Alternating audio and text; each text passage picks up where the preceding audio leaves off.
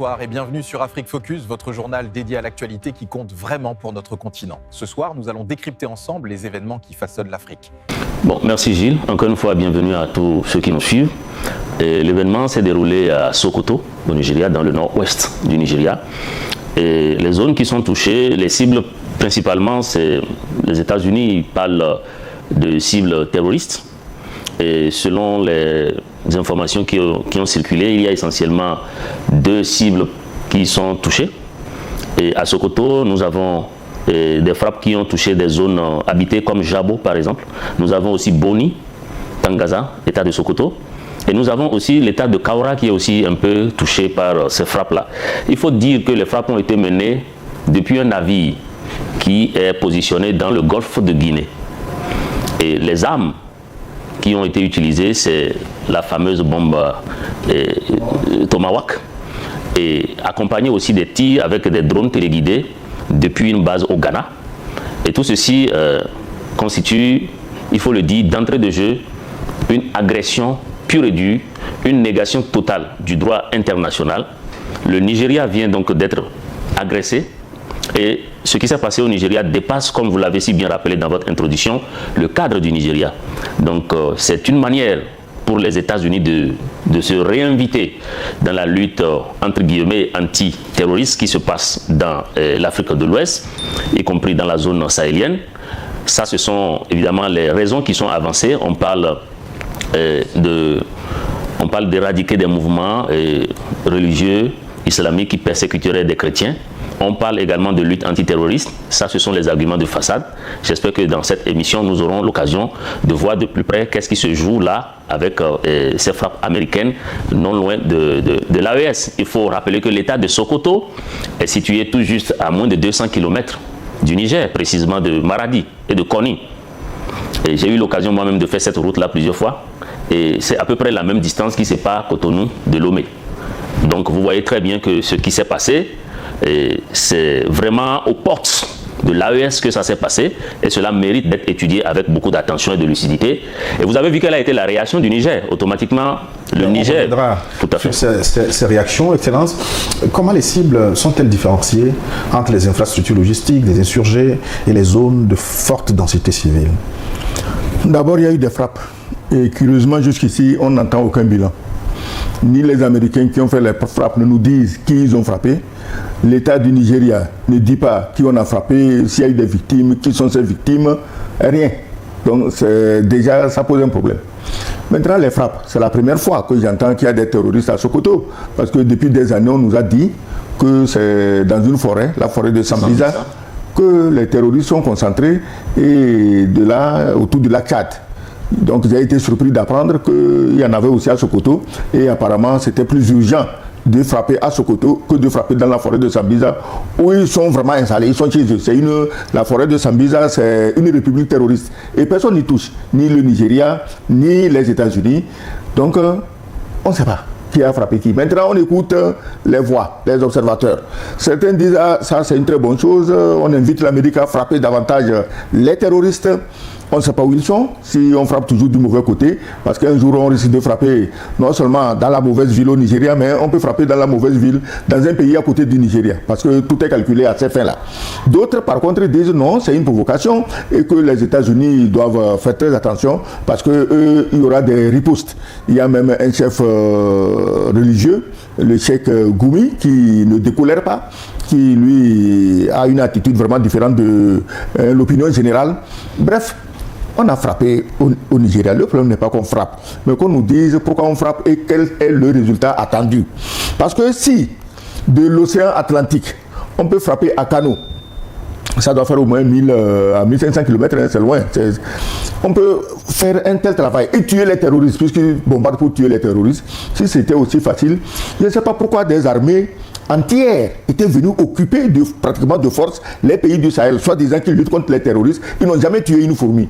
Si vos missiles peuvent faire le travail, faites envoyer les missiles et les armées sur place vont vérifier et suivre ce qui se passe. Mais une question de fond avant d'aller plus loin. Oui. Si le Nigeria a la capacité de frapper des insurgés béninois à Cotonou, pourquoi n'ont-ils pas les moyens de frapper leurs terroristes à Sokoto plutôt que de passer la main? Le Nigeria n'a frappé aucun insurgé béninois. C'est la France qui les a frappés. Nous tous, nous le savons. Le Nigeria n'a frappé personne. On l'a envoyé, c'est un garçon de course. Si tout de suite je dis, sors me taper quelqu'un, quand on t'attrape, tu dis, ah, c'est quelqu'un qui t'a envoyé. Donc c'est la France qui a frappé le Bénin. Des témoins auraient vu des avions nigérians survoler. Oui, l'avion nigérien. Est-ce qu'on n'a pas vu un avion nigérien bourré de technologie française en train d'espionner le Burkina Faso? C'est un avion nigérien. Pourquoi les Burkinabés étaient en colère? Parce qu'ils savent que en réalité, ce n'est pas le Nigeria. Ils n'ont pas de problème avec le Nigeria. Que le Nigeria n'était que le bras armé d'une puissance maléfique qui veut tout pour elle seule et rien pour les autres tout autour de la planète. Donc, le Nigeria n'a frappé personne au Bénin. Il a endossé. Le lendemain, Tinubu s'est vanté d'avoir... pour lui, il croit qu'il a fait la démocratie. Lui-même, son pays n'a pas de démocratie.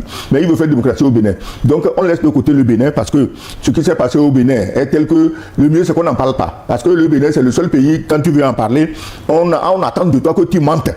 Et avant que ce ne soit accepté. Donc, on ne peut pas nous balader dans les mensonges parce qu'il n'y a pas de frappe nigériane au Bénin. Il y a les frappes françaises. Le fameux coup d'État, aujourd'hui, on sait très bien qui a concocté quoi. Le colonel Tigri, on dit être avoir le don d'ubiquité. Il est au Togo à Lomé 2, il est au Burkina au palais de Kossiam, il est au Niger dans le palais présidentiel. Tout ça, tout ce bordel-là. Je crois que sur une télévision sérieuse, on ne va pas revenir dans ce méli-mélo parce qu'on sait qui tire les ficelles pour faire plaisir à quel bande de naïfs. C'est-à-dire, alors on va questionner le cadre légal de ces frappes américaines sur le sol nigérien. Est-ce qu'il existe un accord formel, ce qu'on appelle généralement le Status of Forces Agreement, encadrant spécifiquement ces interventions aériennes sur le sol nigérien? Avant même de parler de cadre légal, vous devez vous poser la question si les autorités nigérianes sont même au courant. Parce que vous avez entendu que c'est à 19 minutes des frappes que le gouvernement du Nigeria a été informé. Ce qui s'est passé au Nigeria... Le ministre des Affaires étrangères dit avoir discuté au moins 2 fois avant ces frappes à Sokoto. D'accord. Si le ministre du Nigeria dit qu'elle a discuté au moins 2 fois, comment vous expliquez alors la réaction du gouvernement du Nigeria qui a suivi? Parce que vous avez vu quand même qu'il y a eu plusieurs versions concernant ce fait. D'abord, la zone où il y a eu les frappes, cette zone n'est pas accessible aux observateurs indépendants. La zone est complètement quadrillée. Les journalistes indépendants n'ont pas pu avoir accès à cette zone. Ça, c'est d'abord la première chose. Les appareils qui ont été utilisés. Et le Nigeria nous a-t-on appris dans le coup d'État manqué du Bénin qu'il avait des avions qui pouvaient opérer des frappes très précises. Ça, c'est le président Talon lui-même qui a dit que ce sont des avions qui ont permis de faire des frappes précises. Donc, ça veut dire que le Nigeria avait la capacité de mener ces frappes précises sur son propre territoire. Mais que ça n'a pas été le cas et que c'est les États-Unis qui sont venus, à travers un navire installé dans le golfe de Guinée, mener ces frappes-là. Je pense que cette histoire est une nouvelle invention.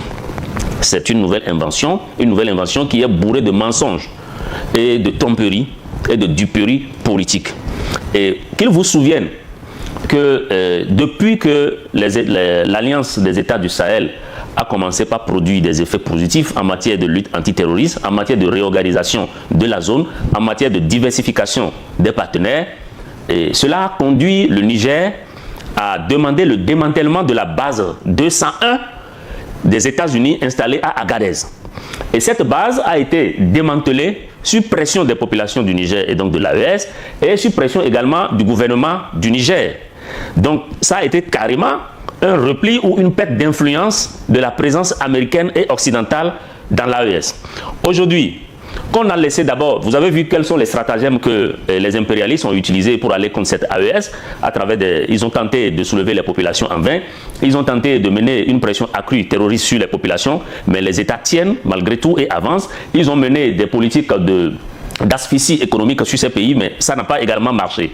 Donc il faut passer à une dimension supérieure, il faut passer à une dimension nouvelle. Et vous savez que les États-Unis, un jour, c'est pour des raisons démocratiques, pour établir la démocratie qu'ils frappent, et la nouvelle trouvaille, c'est la lutte antiterroriste. Et vous avez vu également que de tout le temps, les bombardements américains et occidentaux dans les pays n'ont jamais apporté aucune solution. On se rappelle de ce qui s'est passé en Afghanistan. Vous avez vu comment les États-Unis ont été chassés là-bas après une présence prolongée, soit 10 ans pour établir la démocratie et travailler contre le terrorisme. On a vu le résultat. L'Irak est encore très frais dans les mémoires. C'est pour dire qu'en réalité, c'est des raisons qui sont totalement fallacieuses, qui ne tiennent absolument pas la route. Ce que veulent les États-Unis, en réalité, en faisant cette frappe, c'est encore pour mettre la pression sur les États de l'AES. Vous savez que le Niger, comme je l'ai rappelé tout à l'heure, est à 200 km du Nigeria. Oui, mais je vous laisserai démontrer cette argumentation, oui. Le fait de voir derrière les frappes à Sokoto, l'AES, mais je voudrais demander à son Excellence ce que pense le Nigeria de ces frappes. Le pays n'a pas contesté. On a entendu le ministre des Affaires étrangères valider ces frappes. Ça veut dire qu'elles ont eu lieu à la demande du Nigeria. Mais soyez sérieux, si c'est à la demande du Nigeria, ce que le ministre des Affaires étrangères m'a dit est grave. Parce que ce n'est pas les ministres des Affaires étrangères qui décident de la guerre. Dans ça, on n'a jamais parlé du ministre de la Défense, on n'a jamais parlé du chef d'état-major, on n'a jamais parlé des militaires. Ni du chef de l'État lui-même. Ni du chef de l'État lui-même. Le ministre des Affaires étrangères décide de quoi? Il sait quoi de la guerre? Il sait quoi des bateaux qui sont dans le golfe de Guinée? Il sait quoi des missiles Tomahawk qui doivent être envoyés? Il sait quoi? Mais soyez sérieux, tout le monde sait que c'est du n'importe quoi. Une telle frappe aurait requis aussi la validation de l'Assemblée nationale et du Sénat. Est-ce qu'au Nigeria, d'ailleurs pas seulement au Nigeria, en général en Afrique, est-ce qu'à l'Assemblée nationale et au Sénat, est-ce qu'ils sont là pour qu'on demande leur avis? Tu décides, tu leur dis d'avaliser, ils avalisent. Quand on a frappé le Bénin, c'est pas le lendemain qu'on leur a demandé, ils ont dit oui, nous on est d'accord. Mais au moins c'est pas ça. Forme. Pourquoi oui, ici aussi pour la forme. Pour la forme, l'Amérique frappe. Et après, l'Assemblée nationale va valider, le Sénat va valider. On connaît le circuit, c'est pas nouveau. Parce que si le gouvernement nigérian était vraiment associé à l'affaire, si le gouvernement nigérian devait dire à l'Assemblée de voter, de décider ou au Sénat d'apprécier, on n'aurait jamais frappé parce qu'on dit qu'il y a parmi... il faut faire attention, au Nigeria, le problème c'est quoi? C'est que de hauts responsables, que ce soit au niveau du gouvernement, au niveau des États, de la fédération, au niveau disons, des armées, il y en a qui sont de connivence avec les terroristes. Donc si on va à l'Assemblée, on dit on veut bombarder, mais il y a à l'Assemblée certainement quelqu'un qui s'entend avec les terroristes, il va les avertir. Donc, je crois que pour ces raisons, il faut une certaine discrétion. On a frappé. Ok, on est d'accord, parce que si on leur dit, ils vont s'éparpiller. C'est pourquoi je dis, mais finalement, on a frappé qui? Il n'y a pas de bilan. On ne nous dit rien. On a frappé qui? Au Bénin, on sait à peu près qui est mort. Même si on ne l'annonce pas. Parce que c'est le maître qui a décidé. Quand le maître décide, les valets meurent, on ne doit pas en parler. Ce n'est pas important. Oui, mais à l'origine de cette frappe, il faut se souvenir quand même des déclarations de Donald Trump qui estime utile d'aller tuer des, entre guillemets, musulmans qui martyrisent les chrétiens. Bon, c'est ce qui a circulé sur la toile. Comment jugez-vous même cet argument pour aller frapper ailleurs? Est-ce que les États-Unis sont un État religieux pour aller défendre des chrétiens dans un autre pays, des chrétiens exténués par les musulmans? Est-ce que ce n'est pas excessivement grave, cette prise de position? C'est du banditisme et de la voyoucrasie d'État. Les chrétiens du Nigeria ne sont pas sous l'autorité de Donald Trump, ni des États-Unis. Il y a un gouvernement au Nigeria. Et si cette question elle relève spécialement et exclusivement du gouvernement de Tinubu, ce n'est pas Donald Trump. Donald Trump n'est pas le maître du monde. Il n'a pas à aller intervenir dans tel ou tel pays parce qu'il suppose qu'il y a telle ou telle chose. Bientôt, ce sont les élections à mi-mandat aux États-Unis. Et Donald Trump, à travers cet enfumage, il compte convaincre son électorat, qui essentiellement est chrétien, qu'il est en train de voler au secours des chrétiens qui seraient persécutés en Afrique et précisément au Nigeria. C'est des arguments de campagne. Vous savez que c'est classique. Elles sont comme ça, ces grandes puissances-là. Ça-à-dire que l'Afrique est un théâtre pour eux. Quand il y a élection chez eux, ils cherchent à mener des actions en Afrique et dans d'autres continents pour se faire passer pour le bon leader.